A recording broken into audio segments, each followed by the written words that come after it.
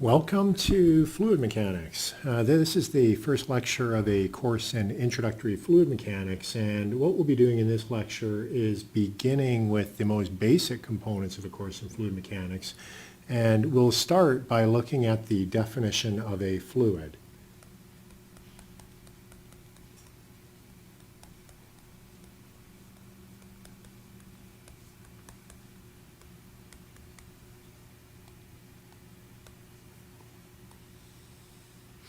So, beginning with the definition of a fluid, what we'll do is we'll look at one of the characteristics of a fluid that distinguishes it from a solid.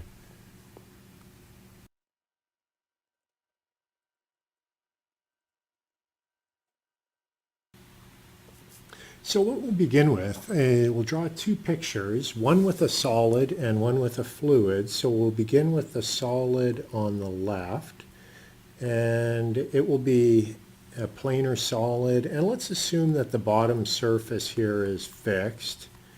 And then on the right we'll do a very similar diagram. Again, the bottom surface is fixed, but in this case what we will assume is that there's a plate on the top and the fluid is between the two plates, whereas the solid itself, the solid consists of the matter that we're looking at here. And what we'll do, we'll draw two lines in the solid and two lines in the fluid. And then let's assume that we exert a force on the top plate. So here we have the top of the solid and this is the top of the fluid. And what we're going to do is we're going to assume that we are going to exert a force like this and like that. And we'll compare what happens between the two different substances. So in one case we have the solid, in one case we have the fluid. Now in the case of a solid, we've probably done similar experiments, but assuming that the solid remains in what we call the elastic deformation zone, you'll find that the solid will shear something like this. And if you were to remove the force, what would happen is the solid would return back to its original shape. So that is what would happen with the solid. Now with the fluid, it's a little different. If we apply the shear to the upper plate, so we're dealing with this upper plate and we're applying a force going in that direction, what will happen is the fluid will continue to shear with time.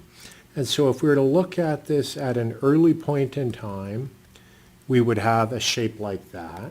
And if we looked at a later point in time, let's say this is T2, we would have something that looks like that. So what I'll do, I will label this vertical line to begin with as T0 or T0. The red one will be time T1. And finally, the blue one we'll call time T2. And we can then write that T2 is greater than T1 greater than T0. So what that shows is that as we continue to apply a shear stress to a solid or a tangential stress, to a fluid, the fluid will continue to deform. And if we were to remove this force, the fluid would remain deformed. It would not go back to the initial state as it did with the solid.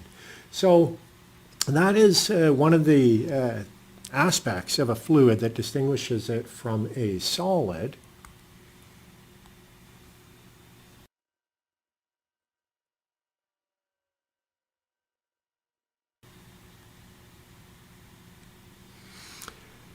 So another aspect about fluids is fluids comprise the liquid and gas phases of the forms of matter that we normally encounter or that we would encounter. So a fluid can be a liquid, water being an example of that, or it can be a gas such as air. So we can have a fluid being either a liquid or a gas, and here I say or vapor. That would be the case if, let's say, you have superheated steam or something like that. And consequently, fluids are either liquids or gases.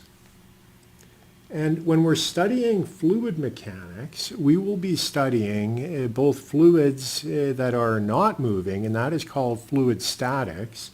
And we will also be looking at fluids in motion, and that's where it starts to get kind of interesting. And we refer to that as being fluid dynamics. But this course is an introduction to fluid mechanics, so we'll be looking at both statics, fluid statics, and fluid dynamics.